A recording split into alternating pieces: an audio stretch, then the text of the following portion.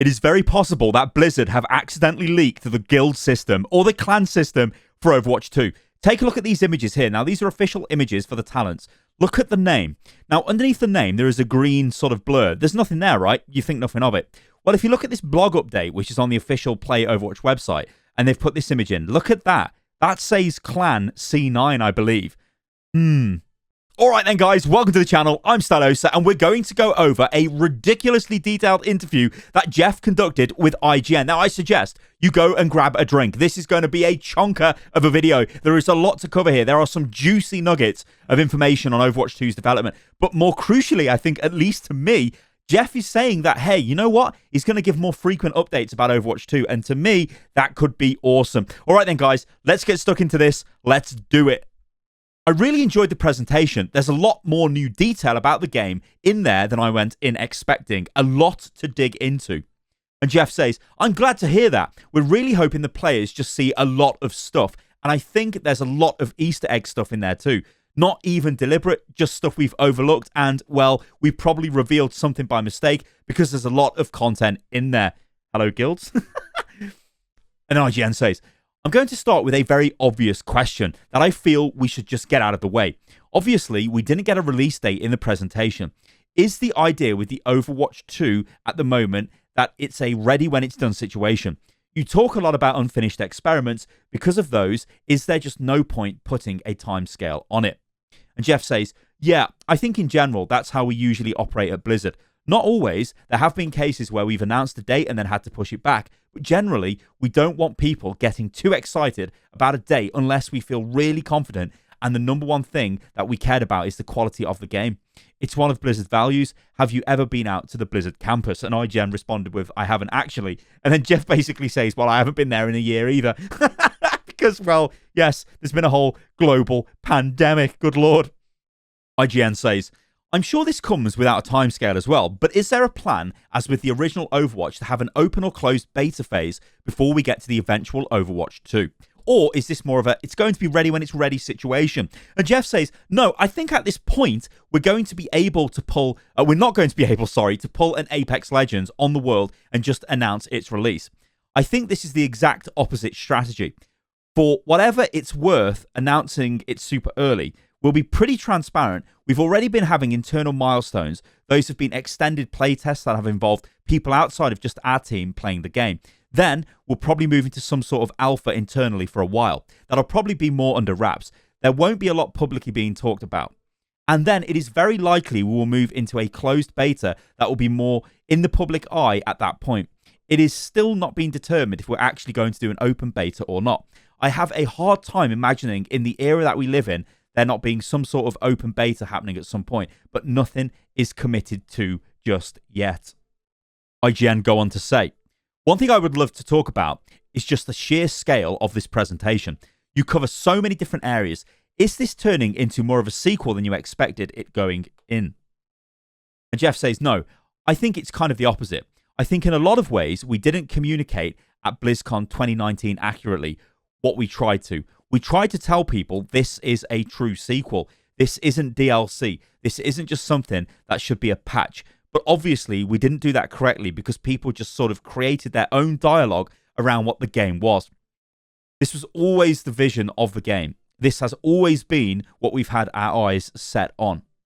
I'm somebody, if you look back on my career personally, I've made expansions, I've made patch updates, I have a very clear picture in my mind of what the difference between an expansion and a patch is versus a sequel. And our goal was always to make a sequel. Now, for me personally here, guys, yeah, this Overwatch 2 from 2019 was just glorified DLC and expansion pack. It looked like the Archives event plus. They didn't do a very good job of communicating that to anybody. So it comes as no surprise that people went around saying this doesn't look like a sequel. So I think with this year's BlizzCon, they really tried to say, look, guys, we are trying to make loads of content. And it did honestly feel to me like a proper sequel. Well, it doesn't feel like a sequel, actually. It feels like a reboot to me. It feels like they're going back to the drawing board and completely reinventing what Overwatch is. Yeah, and that's Overwatch 2. So they kind of got that right, this BlizzCon at least. IGN then ask, I guess that perception comes down partly to the fact that there is a connection with the original Overwatch here. It wasn't mentioned too much in this panel, but I assume that connection is still the plan for PvP. Overwatch and Overwatch 2 will still be connected. And Jeff says, we feel like it's super important to keep the community together. That's one of our biggest goals. It's so odd to me because if we were to rewind to BlizzCon 2019 and I were to just say, hey, we're making Overwatch 2, it's a sequel, it's going to have all of this amazing PvE content, story missions, hero missions, all new PvP maps, and we're going to add new heroes, we're going to change how a bunch of PvP works, see you later, Overwatch 1 people, hope you buy Overwatch 2. The weirdest part is that everybody would just go, oh, hey, they're making a sequel. But the second you go, let's try to be a little bit cooler about what we're doing with the community, we actually get destroyed by that very community. It's something I hope in some ways influences people to think about how they want to be treated as a community. Maybe there are some ways that we can do things that are better, cooler, both for the game company, from a game company standpoint, but also from the community standpoint. Because the reaction we got was very much like, no, treat us like we've always been treated before. And it's like, well, that's what this behavior is going to lead to if we're not careful. Some interesting points there. IGN then ask, with that in mind then, are you able to give a sense of what the impact of the changes that you're showing, particularly to PvP in Overwatch 2, will be on Overwatch 1? Because I think that's where people have a disconnect.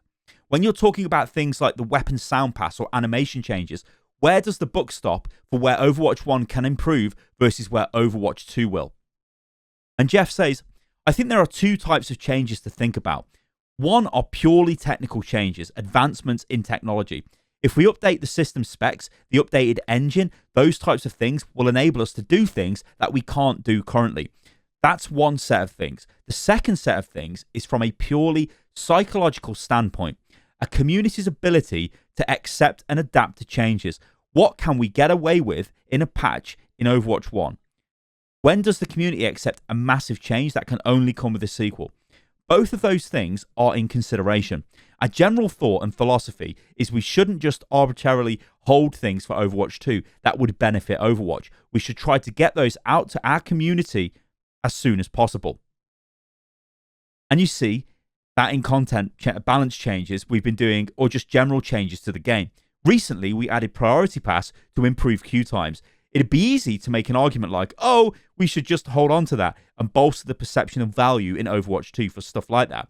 But we feel like, no, this is something that there's no reason for it to wait. Let's just get to our community as soon as possible.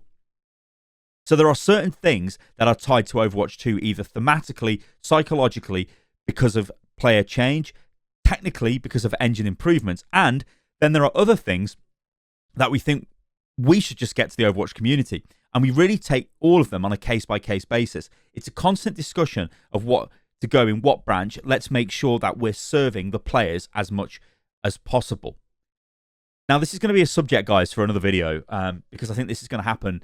There will be fallout in the Overwatch community, if you will, because Blizzard are pretty much, I don't want to use the word abandoning Overwatch 1, but they're clearly not producing content for Overwatch 1. And with no launch date for Overwatch 2, nobody knows how long we're going to be expected to sit around waiting for Overwatch 2 while Overwatch 1 just collapses, basically, right? Because it's already getting really ropey out there, Overwatches, and it's a difficult one to navigate. But I'm sure that'll be a video later. But I would like to know your guys' thoughts on that in the comments below. IGN then ask, obviously there's changes that are coming to Overwatch 1 that we will be part of Overwatch 2. Is the plan still for those PvP audiences to be able to play with each other, despite the fact that there may be differences between those two games? And Jeff says, yeah, the plan is to really have the two PvP audiences converge. Or I guess a better way to say that is there will be one PvP audience. They're just enjoying the PvP experience. IGN then ask, but will those still be within single console families? Or is there any plan for cross-platform play? Could an Overwatch 2 PvP player on PS5 play with an Xbox One Overwatch 1 PvP player? Is there any movement on that? And Jeff says, we are extremely supportive and excited about the concept of crossplay. We love it in other games. In general, our thought is any system the game can adequately run on and any way that people can play with their friends, even just for reasons of improving the matchmaking experience, we're very excited about those ideas. We don't have anything officially to announce or talk in detail about today, but in general, the team's stance is that crossplay is exciting and we are interested in exploring it. And if we can overcome the hurdles, we would love to bring a feature like that to our player base someday. Now, I think for me personally, guys, yeah, this needs to happen. I've been playing a ton of Apex Legends recently, and that's got crossplay, and it works great. I don't know whether crossplay will work in PvP Overwatch, but it will definitely work in the story mode, in hero missions. So it needs to be in the game, to be honest. So I hope that they can sort that out. IGN then ask, in terms of the stuff that's just going to be an Overwatch 2, I don't think I quite grasped how expansive you're aiming to make the hero missions mode. I think it's assistant game director Alan Keller in the video that says he wants there to be hundreds of missions and for people to come back night after night to play them. Are you approaching this with a daily challenge approach? Is that how you're going to deliver those variations? So Jeff answers with this. So here's an interesting way to think about it. As we know, PvP is highly replayable and has a huge audience today. We are sitting in 2021 for a game we launched in 2016 with millions of people playing it, which is awesome. So we know the replayability is high there. We want to make the story missions, like the campaign, have an element of replayability to those, but we're not under the illusion that a linear campaign is going to be highly replayable. And that's what we showed at BlizzCon 2019, that Rio mission. And a lot of people are like, oh, I don't see how I'm going to play that for thousands of hours. And we're like, yeah, I don't think you are going to play that for thousands of hours. That's not the goal. But we are building hero missions on the PvE side of the game, specifically targeted at replayability. And we're hoping to achieve that through our four main axes. The first is, unlike the story missions, the hero missions you can play whatever heroes you want. In a story mission, it doesn't make sense that Widowmaker and Tracer are together because they're enemies and they shouldn't be fighting side by side, unless we constructed some bizarre story where that happens. Which might happen now, but you can play whatever heroes you want.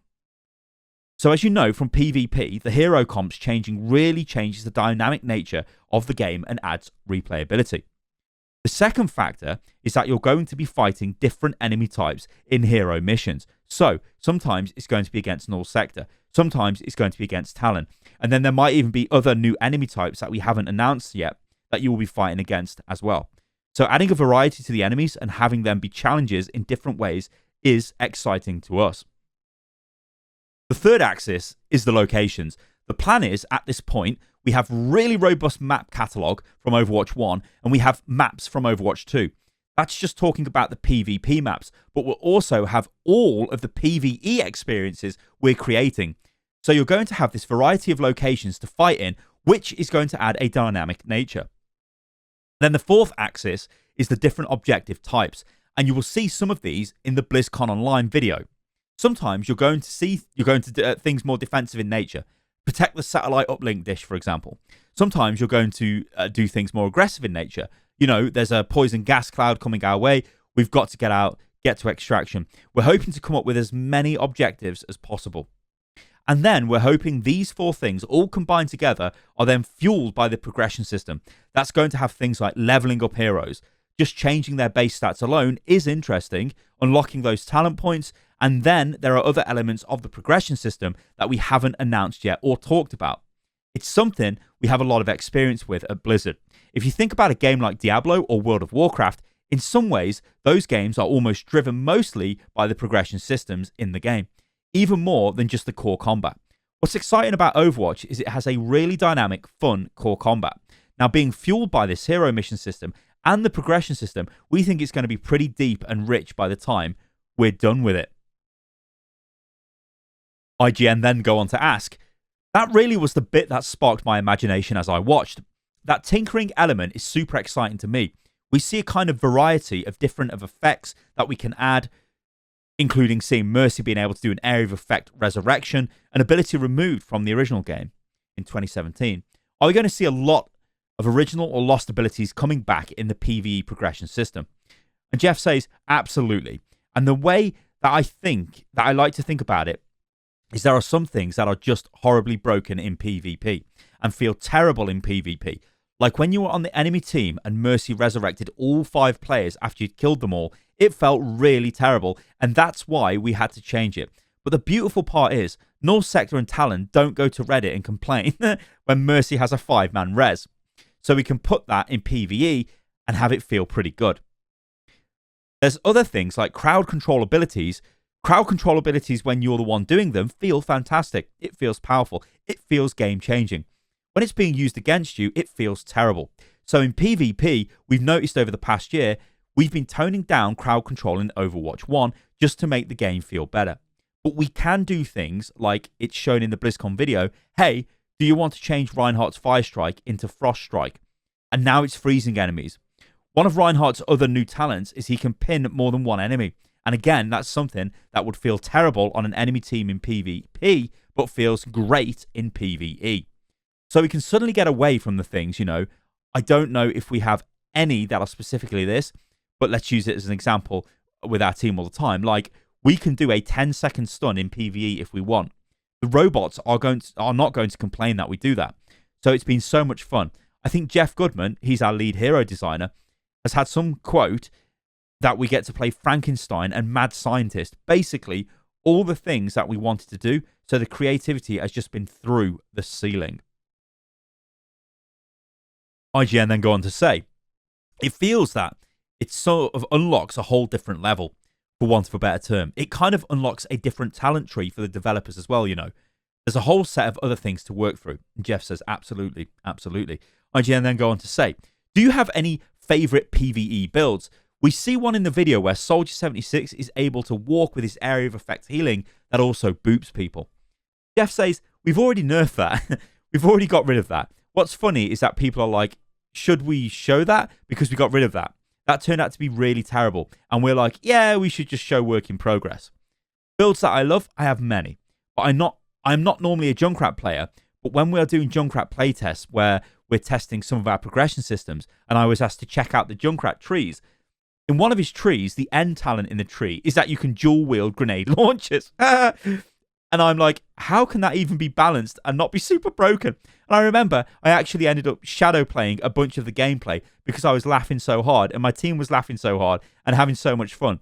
To the hero designer's credit, it was Jeff Goodman and a gentleman by the name of Brandon Brennan who made that talent. It was balanced, it was fun, it was super cool. Reinhardt builds are fascinating. We keep doing these Reinhardt playtests because not that you have to go to these extremes, but I think a lot of us end up going to these extremes. There's what I'll just call the Reinhardt Wrecking Ball build, where you basically say to your team, I hope you never want to see the shield again because you're not going to see it when I'm playing this build.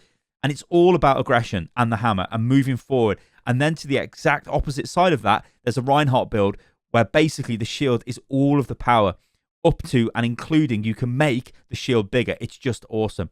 And so there are these two different builds. One is like, you're never going to see the shield, and the other is expect to see nothing but the shield. It really lets player creativity and player playstyle preference dictate how they want to play the hero, which is pretty fun in my opinion. IGN then ask, obviously Reinhardt is a fairly major point made throughout the video, right down to you tinkering with the existing PvP version of Reinhardt.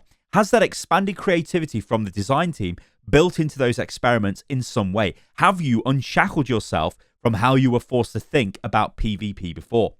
Jeff answers this with, we have a lot more tools in our toolkit, which is cool. Some of that is on the creativity ideation side, but a lot of that is also on the technical and art side as well. It's easier to pivot on those heroes when you have a bunch of animations, visual effects, great gameplay code that enables you to make these changes. We're unlocked a little bit. The Reinhardt PvP changes, those who are coming from more of a place of just wanting to and listening to player feedback and also watching what people like and don't like about the tank role. One of the things that's on the table, I don't know if we'll actually do this or not, but we've even thought about just renaming the role in Overwatch 2 to Brawler instead of Tank. Just reset expectations, not only of you as the tank player, but also of your team for what you want out of this guy. Right now, it's not uncommon in a game of Overwatch to log in and have somebody say, like, we need a shield, you have to play a shield, don't take the shield down, and you're like, well, I don't feel like just holding left trigger or right mouse button all night. That wasn't my idea of how I wanted to play Overwatch tonight, and I'm not being forced to do it. So, we're here trying to rethink the way the game is played a little bit and redefine what PvP needs. Go, hey, we're not in Overwatch 1 anymore, we're in Overwatch 2 now. It's okay for it to be different. In fact, how many years are we going to play the same game before it's time to move on and experience something different and allow us to evolve, which I think is good. IGN then ask, one thing I'd love to know, with a kind of connection to both PvE and PvP, once you've got custom game modes and arcade modes that are a bit more casual, is it even possible, or is there any thought about bringing those talent tree versions of PvE characters into PvP in a less competitive setting? And Jeff answers, I think it would have to be completely not competitive setting. We haven't done anything officially yet, but we've definitely talked about. We know that players are going to want to play with these talents in PvP. Just straight up, I think it's horribly broken to play with these talents in PvP, but I am also very open to allowing the players to try it and find the fun, if they can find the fun in that. So it's an idea that we've definitely entertained, and I would be excited. There are some slight performance issues, like the game tuned and balanced to run on all systems in PvP versus PvE. There are different considerations, but I'm sure we could work through those. And a lot of times when we enable stuff in the workshop, people just, getting a good frame rate and going lefts, we'll kind of accept it. Oh, is that a pyramid of Torbjorn that I'm seeing? I wonder why I'm only getting 30 frames a second right now. Shout out to Andy as well for making that in the workshop. IGN say, to move to a different part of the game, I love to touch on story mode. We know very vaguely what the story is about in Overwatch 2, but is that a campaign mode in which we will only play a selection of the characters from the reformed Overwatch, or are there only good characters available in story missions, or we'll be able to play all the characters along the way? Jeff says, in the story missions, currently the plan is that some of the missions are a mandated set of 4 characters. That was like our Rio demo at BlizzCon 2019, where you had to play Tracer, Mei, Reinhardt, or Lucio. Other missions are much more open and allow for some hero choice, but only heroes that make sense contextually for that story. It is unlikely that we will have a cohesive campaign that contextually incorporates all 32 of the existing known heroes, and that there are some real edge cases like Hanzo or Wrecking Ball. How do they fit in? Why would it make sense for them to be on a mission with Overwatch? But we're hoping to incorporate as many heroes as possible into the story missions. That's been one of our goals, but whether we get to all 32 plus the new Overwatch 2 heroes, it's unlikely that we'll hit 100% completion on that. IGN then ask, and will we be able to play story missions or solo or offline? Or is this still definitely an online team game in that regard? And Jeff says, I'll give you a weird answer. It's kind of both. It is definitely an online cooperative story experience. That's what we think is cool and unique and innovative about it. You don't traditionally play story or campaign games with other people, and we think that's going to make it feel very distinctly Overwatch or Overwatch 2. With that said, we are working on friendly AI, and if we can get it to a point that we're satisfied with, we're okay with the AI existing in some cases. An easy example is if somebody goes link dead or something, we don't want to ruin the experience for the other 3 players. Perhaps we just let you play with AI, but that's not officially decided yet, and there are a lot of technical hurdles for us to get over. So we're working on the friendly AI. I don't know if it will get to a point where it's good enough that we think you would have a great experience playing it just by yourself, but we're definitely open to it, and that's something we're going to push on through the development of the game. IGN then ask, obviously the timeline is off the table at the moment, but is there a sense of when people might hear more about Overwatch 2 after this? And Jeff says, yeah, our plan is very different now. When we announced Overwatch 2, we were very explicit with the audience. I don't know if everybody remembered this, but we literally said we're going dark, and we said we're going to talk about this at the next BlizzCon. I think that part of what happened with the pandemic situation, the fact that there wasn't a BlizzCon in November 2020, and the thing kind of got pushed off until February, but we were very explicit, like, hey, we're not talking after this BlizzCon. We just need to focus on the game. Our strategy for after BlizzCon line in February is to be more communicative. I don't know if I can officially commit to monthly updates on Overwatch 2, but we definitely want to be more communicative. And our plan is not to go dark for an extended period of time. In fact, we were discussing as recently as yesterday the opportunity of there maybe being some cool stuff we could talk about in March or April to keep people updated and to keep people going. So it's very front and center in our mind to communicate more. We also want to be careful. I think there's a right time to get the audience hyped and build to launch. And there's also a time where it's like, hey, that was kind of not cool of you because it was too early and we're not ready to have this yet. So I think I want to be very transparent with people. I'm really glad that the discussion happened of, hey, don't expect Overwatch 2 or Diablo 4 this year, because I think that helps set people's expectations. So if we do say something in March or April, they're not like, oh my God, that means we're beta in May and then release in June. It's like, no, it's out there that that's not happening. So let's get our expectations aligned. But we definitely want to be more communicative and more transparent with the development of Overwatch 2 as we get into closing out of the game. So there you go, guys. That is a breakdown of the interview that Jeff conducted with IGN. There's a lot of interesting topics there. I think more specifically, the final comment on communication is definitely integral and crucial to the game, because we need to know what's going on. Like, it's fine going dead and saying you're going dark and dead and whatever for ages and ages. That's cool.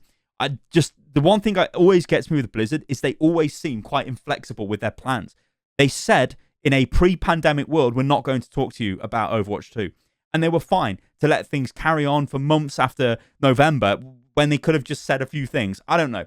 You know, everybody's got their own opinion on the way Overwatch 2 should be developed, the way Overwatch 2 should be talked about. And it's like, I come from a position of, hey, I've played Overwatch for 5 years. I've made thousands of videos on the game. You guys watching this video are hardcore Overwatch fans. And we're a little bit worried at the moment because we don't know where Overwatch is going. But if we get enough Overwatch 2 news, then that might tide us over. But then if not much is happening with the actual game, why would we play the game? There's a lot of stuff going on. There's a lot of questions. There's a ton of debate the community are having. And I think it's going to be very interesting over the next couple of days and week, and maybe even 2 or 3 weeks or so. But yeah, I'm going to leave you guys at that. Thank you for watching the video. A lot of information in this video. Go crazy in the comments below. I want to know what you think about the Overwatch 2 announcement, because that's basically what it is. Now we know what the game is. We know what features we're going to get. Let me know in the comments below what you think. All right, guys, thank you for watching. And as ever, a massive shout out to everybody who is a supporter of the channel and a member of the channel. You really help. Like, I can't explain how much you guys help. So thank you. And yeah, awesome stuff. All right, guys, I'll catch you on the next one. Toodaloo.